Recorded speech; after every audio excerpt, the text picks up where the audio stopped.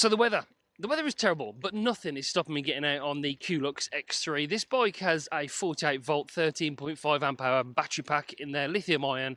It charges at 54 volts in 6 hours. It's IP54 water resistance. It's got an 85 kilometer range and hydraulic brakes, all for only €1,049 or £920 here in the UK. This is incredible value for the money, and in this video I'm going to tell you my experience of using this over the last few weeks or so. Let's go.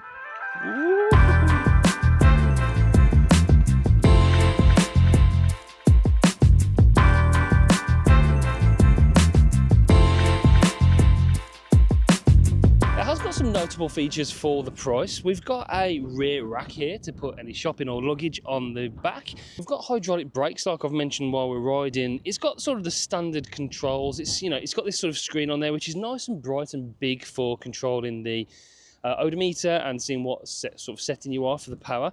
It's standard. You see it on a lot of bikes, but it is pretty good. We've got an adjustable stem here which you can actually rotate up and down to adjust the riding position if you want to. We've got front and rear lights on this which are really nice and powerful actually. Front suspension, which is non-brand, but it is quite springy. It feels quite plush. Front and rear mudguards, which is a nice addition as well. So you know what? It's pretty packed with spec on this bike for the price of 920 quid for an electric bike. It's pretty impressive. The only thing you've got to think about is longevity, and hopefully I'll be testing this a little bit more over the weeks and months to come and do a follow-up video on how it's been getting on. But, so far, it's been decent. One thing I'm not sure of about the bike is this sort of thing in the bottom crank here where the crank features. I take it the cadence sensor's in there, but it's almost as if they've designed the bike to put a mid-drive motor in here, but it's not mid-drive, it's hub drive. A little bit of a weird design. Maybe they'll be making another model that is mid-drive, I'm not sure. But for the moment, that is just where the cadence sensor and the crank lives in. A little bit weird, but overall, the design of the bike is quite pleasant. One thing I will say, the motor's pretty loud when you're using the throttle. And it's not overly loud, but you can hear it. You probably can hear it over the wind as well. It's very windy here today though. Not the quietest motor. It's not a baff hanger or anything, which is obvious because you're not getting it's a cheaper e-bike, so you're not getting like a baff hanger hub motor on there. But from my experience so far with it, it's doing a half decent job. Okay, so there is one thing that I don't like about it, and it is quite, it's not a massive bad point, but you do notice it when riding this compared to other more expensive e-bikes. It's only got a cadence sensor, and I've got used to torque sensors over the years because what happens is when you start pedaling, there's quite a bit of a lag, say, between the motor kicking in, and then there's quite a bit of a lag between you stopping pedaling and the motor stopping kicking in, if you know what I mean. Torque sensors work on the torque of your feet, so it feels the pressure and it instantly kicks in. With a cadence sensor, it just works on the rotation of the actual crank. So it features a lot more on like cheaper bikes, but it's just something that I'm not a massive fan of. But you are going to expect that on a cheaper e-bike like this. I just got back from filming the bike video. Can you hear the rain?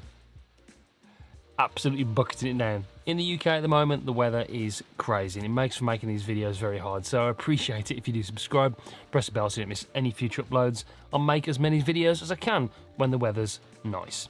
Okay, in the box you get everything you need to get started as well, and you get quite a lot of kit for, again, 920 quid, a cheap bike. You get the charger. It charges in 6 to 7 hours, so it's pretty fast charging as well. You get the spare grip because it came with a throttle. Now, strictly speaking, the throttle isn't legal here in the UK, but we've had that rant. If you want to use it, it's down to your own discretion. You get a bunch of tools to fit everything. It took me literally about 20 minutes to get it up and running. Came packaged really nicely, all nice and safe, no damage or whatever, and it was just easy to put together, no problems.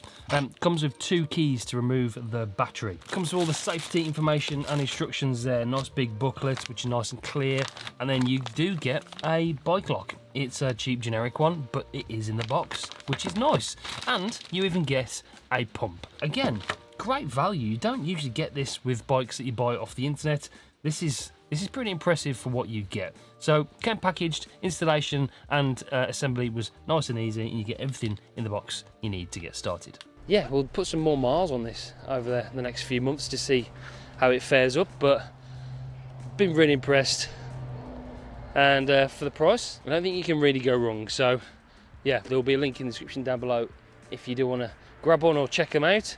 Koolux, yeah, decent little bike. Okay, that's it for this one. Thanks for watching. Make sure you subscribe, press the bell so you don't miss any future uploads.